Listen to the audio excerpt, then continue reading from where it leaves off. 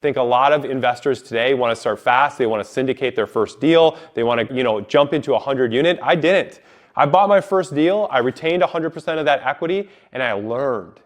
Sometimes you can learn a lot from books, but sometimes you just need to do it.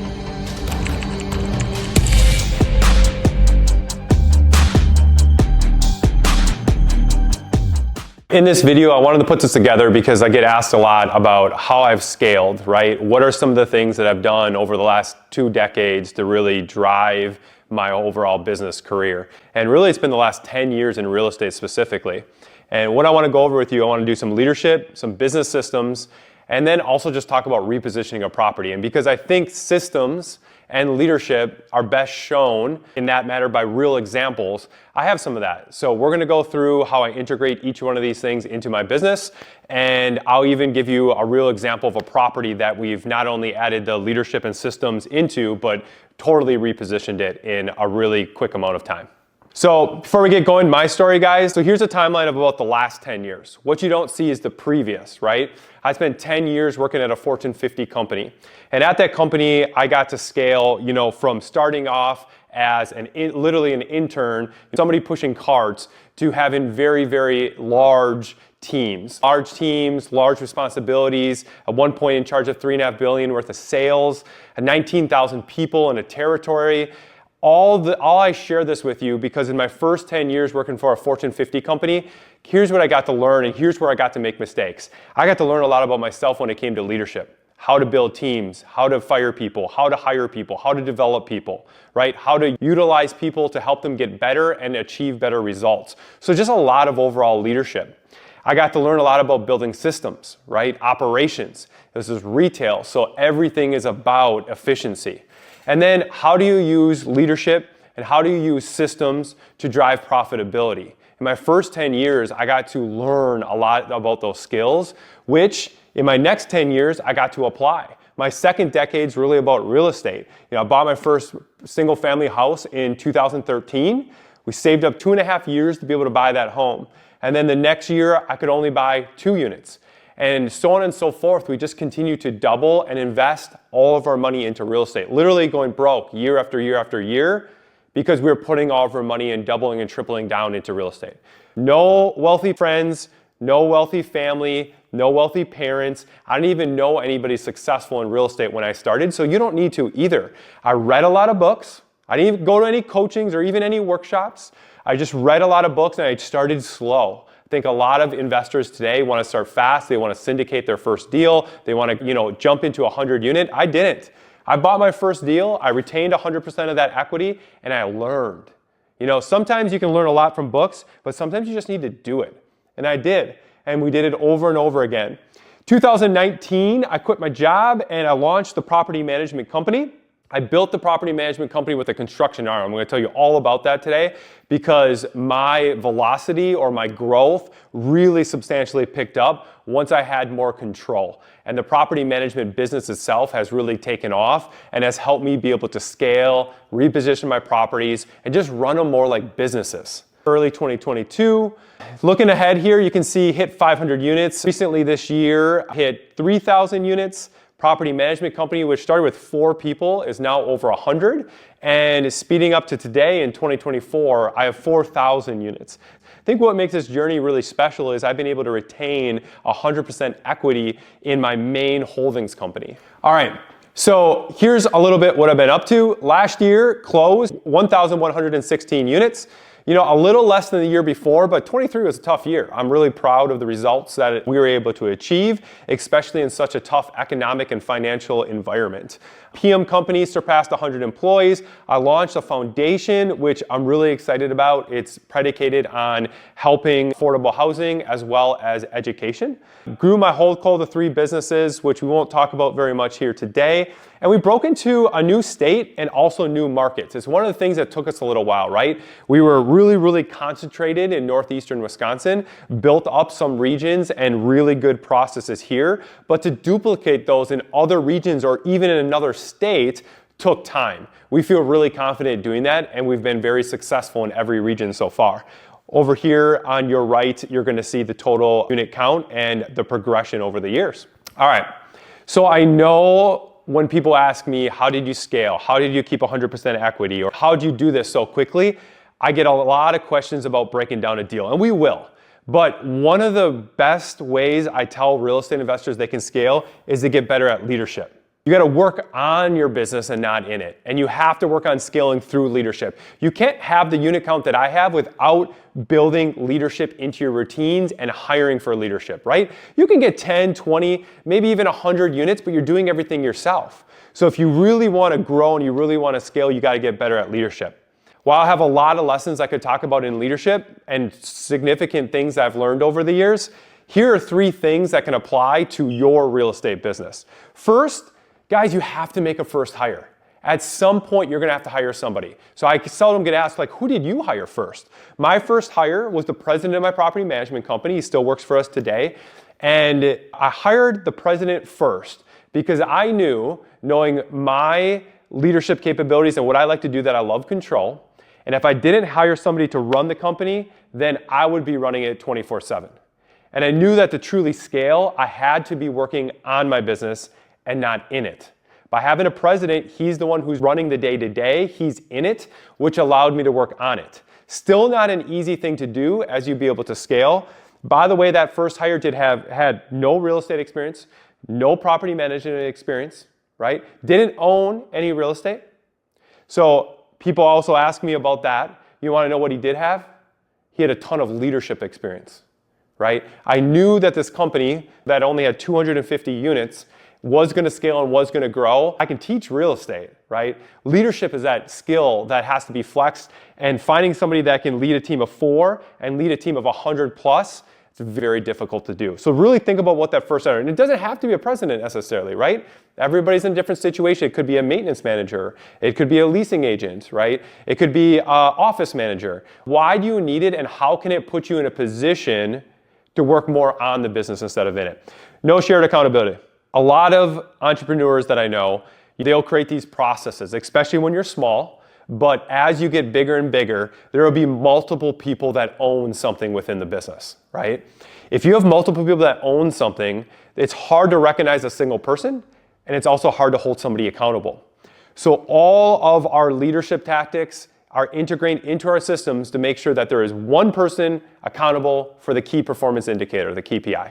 And there is no shared indicator. It's very, very clear in everything we do that this person is accountable for it. By doing that, guys, it really helps identify quickly who's performing well and who isn't. Who do we need to coach? Who do we need to help? Who do we need to help actually drive the desired result? Last, no person can own more than 3 things. This is really, really hard. And when you do this as a smaller company, I get it. You're wearing a ton of hats. I did too. Like, I was the leasing manager. I was the delinquency person, right? I was doing the showings. I was the office manager. I did all these tasks. But even when you're small, you can identify the top 3 things. Those are usually unidentified in most companies. I'll go around and I'll ask somebody, hey, what are you responsible for? And if they tell me more than 3 things, right, their top 3 things that are most important, then I would tell you it's going to be really hard to drive elite results. You do not want to have generalists in your company. You want to have specialists. And in my opinion, that has helped us have elite results in different areas of our company. Systems. So we talked about leadership, right? Work really, really hard on leadership in your company as you scale and grow. The second thing you want to work on is systems. And I see in a lot of companies or a lot of entrepreneurs that want to scale, this is where their systems are, guys. Can't do that. So I'm going to walk you through a lot of good examples of systems, but the very best and basic way I can do it is know that everything is a process. So even if you're doing it now, right? If you are the office manager and you're doing delinquency, even though you have it memorized, at some point you're going to have to hire somebody to do that task, to do that process. So why not write it down today, right? So that anybody can do it. And as you scale, if you don't think of the systems that the business needs and take time to develop those standard operating procedures, as you hire people with responsibilities, it gets harder and harder. You will never take those responsibilities off. So develop a process, then slow down to think about everything that's in that process to meet the desired results. So literally just take it step by step. What is the first thing that you do? What is the second thing to do? Then you send out this script. Put the script in there, guys. Get everything in there. And remember, it's not just the process or the task itself, it's the task, how much time should the task take, what individual person should do it. Sometimes processes are cross-functional. There's one person that's driving the process up until this task, and then it moves on to a next task and somebody else does it. And my last tip with creating a process after you've walked through every single step, right, is a scoreboard. So you want to make sure that you are measuring the thing that you have the process for. If you don't measure it, then there's no way to know that you're on the process, and it's no way to know if the process even works. You develop a process to drive a result. And I see so many entrepreneurs that do get to the point of putting together the process and drilling down how much time it should take and who should do it and making those accountability measures. But guess what they forget to do? Measure it. What doesn't get measured doesn't get driven, guys. So we always create scoreboards throughout our company so that people know when they're successful, and not just them and not just their boss, but we want to see as many eyeballs as you can. That inspires and pushes people to the desired results of why we designed the process in the first place. I would tell you, even today, I spend a substantial amount of my time on the strategy behind the standard operating procedures in our company, because if I get those right, our results are substantially higher and we're much more efficient as a company. So here's just a scoreboard example, guys. This is an example that we used 2 years ago, and since we've updated the look of this, but I wanted to show you, I always get asked, what do you use for your scoreboards? They look really great. When we first started, guys, these were our scoreboards. This does not look great. This is literally on an Excel spreadsheet, okay? This would be an example of a service tech's territory, right? We scored them on 3 different metrics. First is communication, next is experience, and then is speed. On communication, they would simply get 3 points each week if they communicated within 24 hours every single work order that came in. That was our expectation. And then we drilled down in the process. So how do you do that, right? When you get into work, do you text the message? After lunch, do you send all the text messages or phone calls to all the work orders? And do you end the day that way? We're creating processes to make this really simple if you just follow it. 5 stars. Every time we do a work order or complete a work order, our system through AppFolio sends the resident a question about how satisfied they were, and then to rate us, right? So we get internally a score every single time we complete a work order. And that obviously, you can see 5 stars week 1, 0, and then they had 9 work orders completed with 5 stars. So we can measure this, guys. And then within 48 hours. So we also measure our ability to be able to complete the work order quickly, right? One of our core values is speed is life. We'll talk about that later. But we're trying to complete every single work order within 48, and we're actually pushing towards 24. When someone needs something done, we want to be able to fix it really, really quickly. And then you can see we just put up different scores for each one of the weeks. You can tally that. You can create competitions. You can rank each service tech against others. When you have a scoreboard, it really helps the leader dig into who is the best, who is the worst, and why. And I believe that usually when the scores aren't great, it has to do with one of the service techs either having a terrible process that they're following or not following the process. I don't believe people wake up in the morning and say, I do not want to win today. Right? People wake up and they want to win. So if you have a great process and you help coach them to be able to follow it to the best of their ability, it's easily tracked and you can get a lot more of your team engaged. Another thing with leadership and systems. At our company, every division of the company, every work stream sits down with their leader and they go through the 3 most important things within their job, and everybody makes commitments to either follow or not follow. So for example, when it comes to the experience, we want to have the friendliest service techs in the world, okay?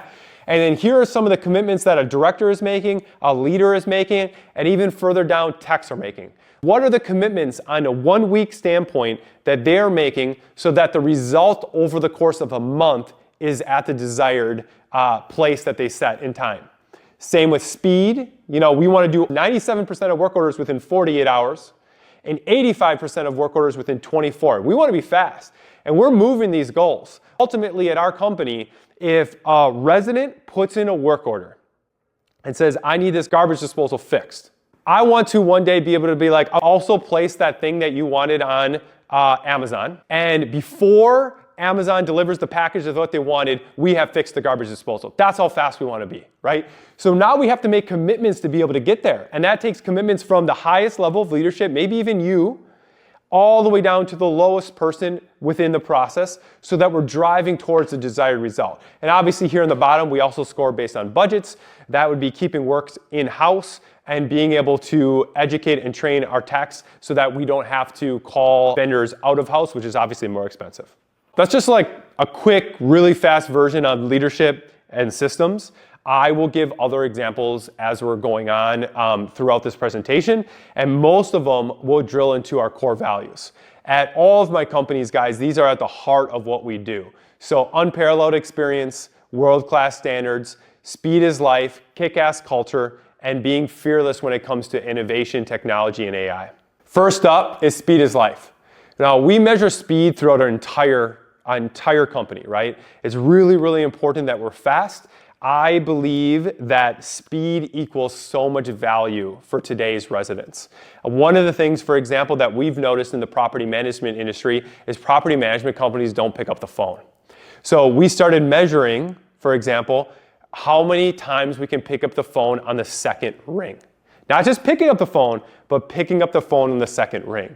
So obviously you can see here's an example. We were in 3 for 202 at 98%. We actually finished last year just under 98% for all calls picking up on the second ring. We're a little higher now. We're about 98.5 overall to start 2024. But our goal is to pick up every single phone call on the second ring and have high quality when we do that. We have the scoreboard, as you can see. So if each department does not pick it up on the second ring, we can score them appropriately, right? And then we send that out to the entire company. So if you're in leasing, you know that you won, or if you're in the engagement, you know that you could have lost. We want to make sure that it's transparent. Other couple things that we score when it comes to speed would be how fast we turn. One of the differentiators and how I was able to scale is by not just creating a property management company, but also creating a construction company. We're able to rehab full flips in 72 hours, okay? And we've done at peak times 150 in a given month. That's 5 completions a day. You know, we're going 24/7, working really hard, and this is all they do. They turn units, and you can see we're just literally taking out everything and upgrading everything, especially if it comes to our gold standard rehabs. We do have a few different kinds of standard of rehabs, which we'll talk about later, but this speed is killer, guys. Just like service techs, right, who want to complete the work order in 48 or 24 hours, we want to be able to get these done because I'm repositioning these properties. I'm taking over properties, you know, from 1970 to 2010 that have had very, very little investments. So if I'm going to invest a lot of my capital into it, you've got to be able to invest that capital quickly and at a high quality bar for you to be able to achieve the kind of NOI or cash flow per month while you're repositioning to support that business plan. World-class standards. So moving on from speed. You know, one of the first things that we look at and one of the first things we do when we acquire a property is we want to make sure that the community looks and feels differently, even smells differently. You know, we won't just cut the grass. We're going to edge the grass. We're going to fertilize the grass. We're going to landscape the grass. We want our grass to look better than the single family home across the road. That, when people drive past, your reputation matters. So we really want to make sure we elevate the bar so people are very proud of where they live. Different things like lighting. Like we want to have the brightest communities that anybody sees. We don't want women afraid to walk to the dumpster at 6 o'clock at night if it's dark outside, right? So we got to upgrade all the lighting. We got to rebrand. Even trash, like trash is a big deal in apartment communities and most people don't do a lot about it. We want to make sure people can walk barefoot to the dumpsters. So we have all these analogies where our community ambassadors are really driving a different type of experience. I mean, our common areas where a lot of them smell like, you know, food, a lot of them smell like smoke or marijuana, we even add paint additives or smell additives within our Sherwin-Williams paint that make the hallways smell like fresh linen in all of our apartments. Like when you walk into our common areas, we want it to smell good. We want it to smell different than what you expect. And that helps exceed the community when it comes to world-class standards. We also score turns. You know, you just saw that we turn units in 72 hours. But did you also know that every single time somebody moves in, if we have to send a tech back to fix a scratch in the trim, to do something where we did not meet the residents' expectations, they get scored on that. They get bonused on that. So we measure quality. In fact, we guarantee quality. Because we're over 98% in customer satisfaction, scored by the fact that they've moved in and within the first week, first 7 days, they sent back nothing for us to do or to fix. If they do that, they score a certain percentage, 98.5%. Just over that is what we've done with our move-in customer satisfaction percentage. And we're really proud of that. Experience. Not only do we want to answer the calls fast or have a world-class kind of quality when you walk into our communities, but we want to have a great experience, right? So you're going to see that one of the things that we try to do is we try to make sure that every single time somebody calls on the phone, we are able to have a quality conversation. It's why they're recorded, so we can help our engagement specialists really engage with the residents. In fact, I would tell you that speed and world-class standards help, but we think of the customer interaction almost like a dating experience. You know, the best systems have great analogies that really help bring home for your employees what we're trying to do. You know, at our company, just picture it, right? We're in property management. It's not all that different. When somebody looks on your website, they look at the website and they're trying to figure out, would they rent from you, right? So it's the same as if they were looking at an app like Tinder and trying to figure out, would I date this person? And if they swipe right and they want to move in, right, they should have that initial conversation. So at a property management level, that initial conversation or that engagement level, that first call to our company, we want everybody to think about, wow, I'm trying to get an in-person date. I'm trying to move this relationship further. So you want that first conversation, or when they call your company or when they call your leasing expert, that bar should be really, really high. And we score that at our company. Then when somebody moves in, right, that's the same experience as that first date. On that first date, if that picture or video that they saw of the unit does not look beautiful in person, it's the same thing of like putting a picture of yourself with a six-pack and then they walking in and you have a belly. Like, they are going to walk out. And I think for us, it's the same concept. We want them to open the door to their unit and that in-person experience to exceed the picture, right? We want to exceed their expectations. And if that move-in experience goes well, then you're in the honeymoon phase. And for us, this is when we want our engagement specialists to call and just ask how their move-in experience went. We want the community ambassador to knock on the door and say, hey, I know you're a new resident here. Let me introduce myself. You know, my name's Miguel, and I'm the ambassador at the community. I want to let you know, here are all the things that I do at this property to make the experience different and unique and better for you. If you ever see something that's not done, like trash on the ground, make sure you let me know and I'll take care of that right away. Or a service tech calling and letting them know that hopefully, because your unit was just fully remodeled, you won't need me. But if you do, just know that I will be communicating with you and trying to wrap up your service request within the next 24 hours. We want to be really quickly. We want to beat Amazon here if you order packages, right? That honeymoon stage, the first 90 days, we have these different checkpoints in our company to really make sure that they're feeling good and special. And then obviously, you know, we don't usually have to hear from them over the next 9 months until it comes to their renewal. And I think you got to get this right too when you come to world-class experiences. I see this a lot of companies. You know, a resident wants to move out. They put in a move-out notice. They don't even call. They just put in the move-out notice. That is like in a relationship, your wife or your husband being like, hey, I want a divorce, right? And they send the divorce papers. There's no conversation. There's no mediation. Right, at a property management company, how do you retain? If somebody is moving out, you should take that personally. Why did they move out? Right? How do you get them back? Because every single year, that renewal is like a renewal of the vows. I want to keep you for another 12 months. I want to make sure this marriage is great. And that's how we think about really unparalleled experience. We're very much into the details and how do we make this experience long and lasting. I want to get into how you apply leadership, how you apply systems, and how do you build culture. And I think the best way to do it, or at least the way that I've learned, is by real-world examples. So let me take you through a real-world example, and we will walk through an apartment complex. So here's an apartment complex that I bought. A little information, here's how I underwrote it. You know, it was making $78,000 a month in overall income, maybe slightly lower than that. It was $38,000 a month in NOI.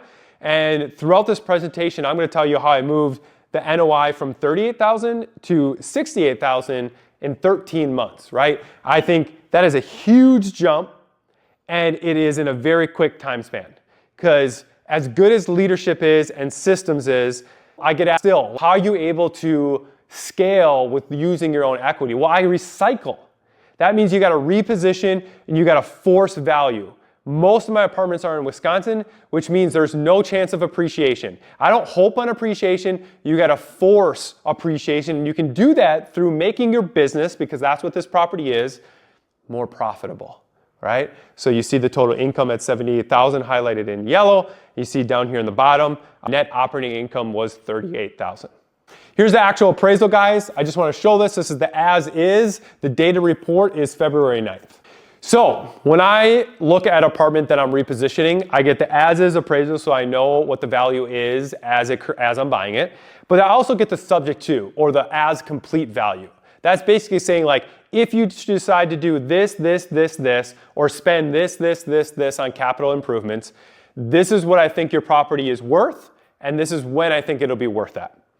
In this valuation, as you can see, they think that down on the bottom in yellow, if I spend about $3.5 million of CapEx, which, by the way, that would be all the common areas, underground parking, exterior, windows, patio doors, and about $2.3 million in unit rehabs, then, and $750 you can see right here, in the patio windows roofs, then we can get rent up to $98K a month or $57.5, which you can obviously see on top, and under the $690,000, that's 12 months at the $57.5. Now I said $68,000. It is often that will not see the same value that you do, or you won't be able to get to that same valuation because rents could be low, right? Or expenses could be high.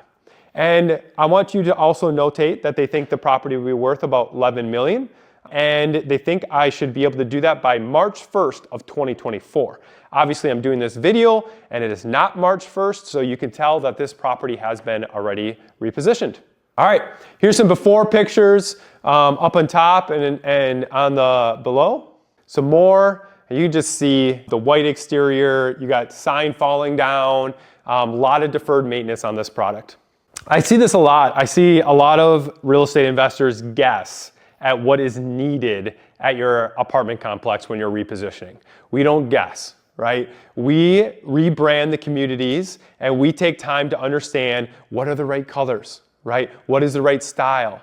What materials should we use? You know, you gotta understand the city you're buying in, the residents that want to rent, and what they actually need. And I think putting together a professional design of what that look like pays for your ability to be able to grow the overall value tenfold. So this is kind of like what one looks like. You got the befores, then they'll put together a nice rendering. So this is what the rendering looks like before in the corner. Some inspiration, right? Colors that we're drawing from, especially with that brick. Signing is huge, right? You got to rebrand the community, especially if you're buying apartment communities that not only have deferred maintenance, but this one in particular had drug problems, pest problems, right? A lot of residents not following policies and procedures. So you can understand the reputation, change it. This is what the rendering looks like now with the sign. What do you do when all the contingencies are waived, right? We haven't closed this deal yet. I got the design done. I think there's a lot of entrepreneurs, like, they get through the contingencies and they're just like, whew, you know, I got about a month before closing, but everything's set to go, and they just wait, right? There's so much that we do at our company. You know, the first things that I think everybody should do, besides coming up with a brand strategy, is make sure that your business strategy is ready to deploy. Like, have you taken time to line up the contractors?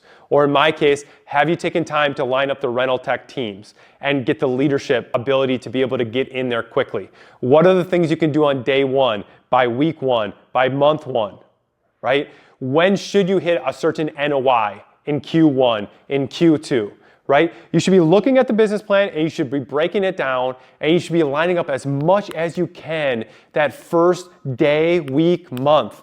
Here's a key, guys. The riskiest day when you acquire a property, the riskiest day is day one. I see so many entrepreneurs celebrate when they close the deal, guys. You have nothing to celebrate yet. That is a very risky investment that you just bought, no matter how good of a deal that you got. The day you should celebrate is the refi. The day you should celebrate is when you sell it. If you're able to exit that business at more than you paid for it is when you should celebrate, okay? So one of the other things that I've learned and I've done, and this took me 8 years, And I do not recommend everybody does it. I only recommend experienced people do. We start renovations before close. And this is a dramatic example because most times we're renovating 1, 2, maybe 3 units. And in this example, we actually renovated 37 of the units and spent $500,000 on this property and on this business. And that was before close. Now, why I don't advise everybody to do it. So first of all, the deal's not closed. So a lot of things could happen and I could lose $500,000, okay? So you wanna make sure that you're gonna close it. Like how confident are you? And this deal is 100% sure. I've worked at this bank before, everything was approved, we're through. Number 2, what is your relationship like with the seller? I've done deal with the seller, I knew the seller well, right? I felt really good about the relationship, right? So other than him dying, which I didn't feel that at his age that was a possibility, or his health, I felt like there was a very good opportunity for me to get ahead on the business plan. And then you might want to put some things together. My attorney draws up, a couple things in the contract. I also have an insurance liability waiver, make the seller feel more protected. And a lot of sellers are going to go for this, right? Because if for some reason you don't close, you just invested $500,000 in his property. I think he'd be pretty happy if the deal doesn't close. So again, don't ever do things maybe this dramatic, but I do think it pays to do 1 unit or 2 unit, depending on how big it is. And the reason why is one of the riskiest things when you acquire a property, especially when you're repositioning it, is because you are making a projection on NOI, which is driven by what you think you can get with market rents, okay? So I wanna know what market rents are. So if I can reposition and have a unit fully done, right, looking amazing, guess what I can do on day 1? I can post the pictures. I can post them at what I projected rents, maybe above what I projected rents, and I can see how quickly that it rents out or doesn't rent out. Because if I'm wrong on my rent projections and I know that quickly, right, then I can readjust my repositioning plan, which maybe calls for me to spend less on unit renovations if the resident's not able to afford the rent that we're trying to achieve. So by getting in quicker before it even closes, it gives you the opportunity to move with such speed. And on this deal, we felt really, really confident, and it's the fastest deal that we've ever moved on, knocking out 37 units before close. Now, I'll also remind you that we can knock these out in 72 hours. So we obviously threw a lot of teams at this deal, and it was in winter, so we had the capacity to be able to really, really move, keeps our teams busy, and get further on the plan. Now, it's day 1. I closed on the deal, and as I said, you should be lining up as much as you can. So on day 1 here, we always have a pre-planned checklist for all of our divisions of the company to be on site. At this site, guys, we had teams all over the place, probably 40 people, and I'm on site myself, right? I'm working. And we want to do some of the things that need to be done. Like, we want to knock out the signing right away. We want to rebrand right away. It's day 1. It's a different property management company. It's a different owner. Things are going to change. We want to power wash. We want to paint. We want new lighting. I mean, look at the lighting down here in the underground parking. This underground parking had 1 light. It was like a dungeon. No one could see back there. Also a good opportunity to add income, right? Especially during winter, if you can't park, if you have to park outside versus underneath, but nobody would park under there because it was so dark. So by power washing, painting, getting new lighting up, adding landscaping, and here's a big one, knocking out 97 service requests. This is a 114 unit apartment. That's a lot of service requests that weren't being done. I see a lot of real estate investors go in, do nothing, and then raise rents. We are trying to do so many things before we even think about raising rents. And one of the things is just sending them all an email, dropping them off a letter and saying, hey, we stand for making sure that when you're paying rent and when you're living with us, that we're able to knock out your work orders and achieve making sure that you love living in your unit and everything works the way it should. So we're literally asking for them. If the previous owner said they would do something, they didn't do it, we're gonna do it. We're just gonna do it. And a lot of times we'll get people coming out of the woodwork saying this, X, Y, Z. Guys, those are just small things, do it. Just do it. And we knocked out all 97 service requests right away. We brought our entire team. We want to make sure that we send a message that this is a new management company, this is a new owner. We want to make sure that we're doing right by you and where you live. All right, this is what the exterior looked like. I think it looks better than the rendering. You can kind of see the landscaping that's down there. You can see the color that's brought out. I'll give you another picture here. See the sign up the Forge and Webster how good that looks. It's important, guys. I know sometimes it's just paint, but like the new siding and everything that goes into the landscape and the grass makes a big difference. All right, so you saw that I did a ton on the exterior. You saw that I did a ton of the unit rehabs, underground parking, but I didn't do the common areas. And I see a lot of investors screw this up. Common areas, why would I wait on that? Usually I wait on that, especially on properties that are large repositions, is because you are going to have a lot of move-outs. You know, we have a very, very good welcome letter, and we send that out to everybody.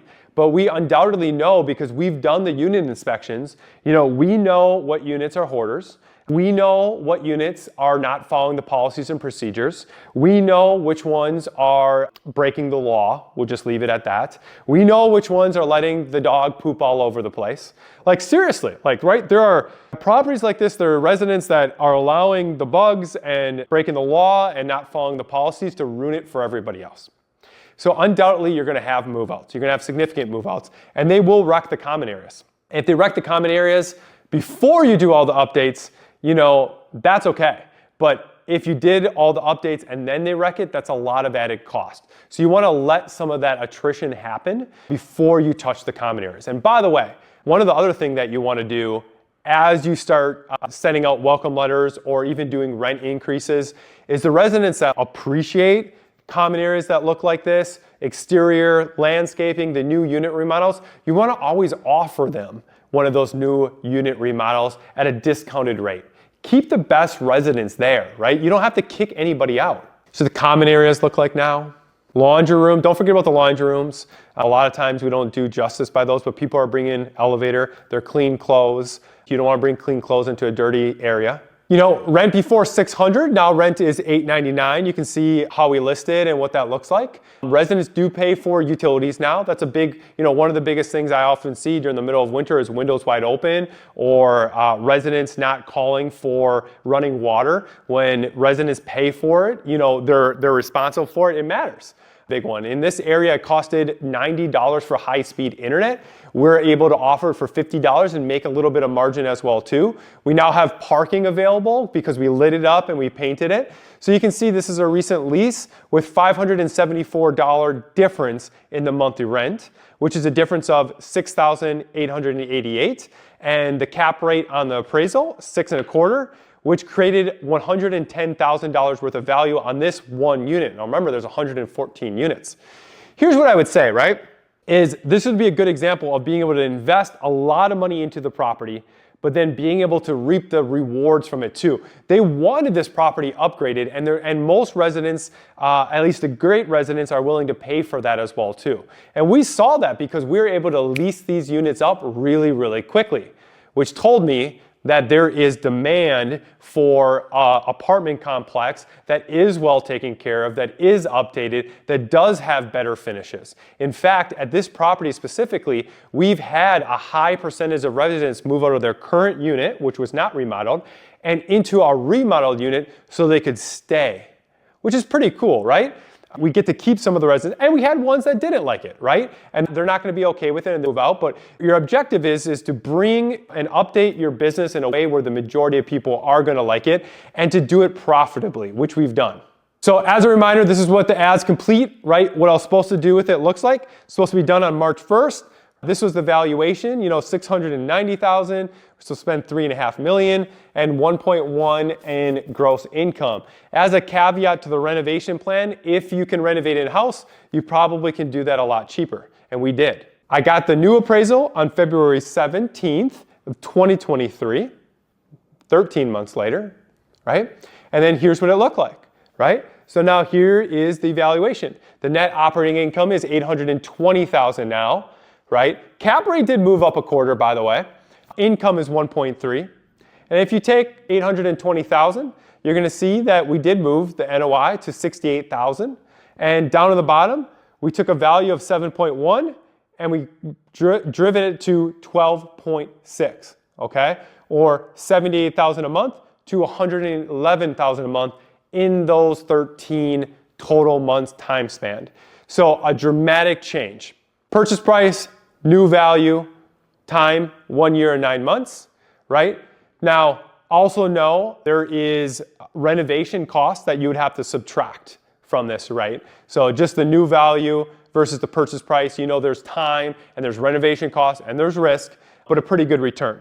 So in summation, I went through a lot rather quickly today, but hopefully you appreciated the parts where I broke down different areas to be able to scale or grow your, not just your net worth or your unit counter or your cash flow or whatever you're after, in different distinct buckets. We talked a little bit about leadership, and I implore you to continue to spend more time thinking about that, both for yourself, but then who you hire.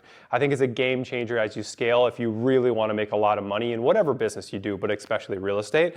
Talk a lot about systems, right? I'm a huge systems guy, and I do believe that you can be a strategist or a visionary and still have systems, or hire somebody that can help you implement systems. I just think we try to do way too much ourselves as entrepreneurs or business builders, and if you don't take the time to really develop the skills to systemize your business, it's very hard for you to be able to scale, because even if you had people, if they don't know what they're doing or they're not following good processes, you're not efficient as a company, and you sometimes, or a lot of times, will bleed a lot of profitability. And tie those systems to scoreboards. And the last thing, I showed you a real world example because that's how I learn of what I do with the businesses that I acquire, i.e. my properties. I like to find properties. In fact, I think almost exclusively I've bought all of my properties off market. I'm looking for C and B class, right? I'm looking for something that is mismanaged and there's deferred maintenance. So I'm buying it at a great basis. It's just what I do. I don't build, I don't buy storage, I don't buy retail, I don't buy office, I stay in my lane. We're just buying value add properties that are mismanaged, that have deferred maintenance in a targeted area that we feel like the population growth wants those 1970 to 2010 products that were built somewhere between 20 to 30 years ago, 50 years ago, to be updated, right? We want to take that C+ property and make it a solid B. We want a resident to walk in and almost not notice the difference between brand new construction in that unit and our unit. The only difference is the exterior, or in some instances, the bones of the property obviously were just built a long time ago. But I love getting into that deal at a great basis. And then if you can't tell, one of the reasons I've been able to scale and keep the majority of my equity is because I've been able to recycle my money really, really fast. I built a construction part of my company to be able to rehab units in 72 hours, to be able to reposition properties in 12 months, right? 18 at the latest versus 36 months. I do this very carefully by creating great experiences, adding a lot of value, giving the residents that currently live there or the residents that do want this type of product, the product that they deserve, a home that they're proud to call home. And I can do this quickly. And I think that's the thing, guys. If you take over an apartment complex and you're able to do it with speed, while you're putting in a lot of money to acquire it, a pretty good amount of money to invest that capital improvements that the previous owner didn't want to do, if you can do both of those and drive the NOI, drive the profitability of the business, it's worth substantially more. And then you can refi that money back out. So you're getting the majority of your money back out and you can do it again. That's a great way to velocitize your money, and how I've done it over and over again. Just buying at a low basis, spending a lot of money, managing it really well, optimizing the property, creating tons of value in between, and then pulling my money back out and doing it over and over and over again. And you want to do this because the only way to refi your money back out, I mean, most lenders are not going to let you refi back up to 80%. You're going to be refining back up to 70%. So the cash flow is still there, and it's even more tax efficient because you're paying a little bit more mortgage interest, right? So you got more efficiency on that asset when you go buy the next one. Then you got all the write-offs with the CapEx. That velocity storm just happens over and over again. And by utilizing the systems and the leadership, we basically creating a machine where we can go acquire businesses, again, those are the properties, and use this machine to be able to plug that in and do it over and over and over again. And we get better every single time. You know, not perfect, but we're really trying to do this in a way where we can add a ton of value and create a ton of value. If you like this video, go check out my YouTube channel. And we will create as many of these as we can. One of the things that my platform is trying to do is make education accessible to anybody when it comes to business and leadership. And this is my way of doing it. I hope you enjoyed this breakdown of the business. If you have any questions, leave them in the comments. Otherwise, check out some of my other videos and I'll see you next time.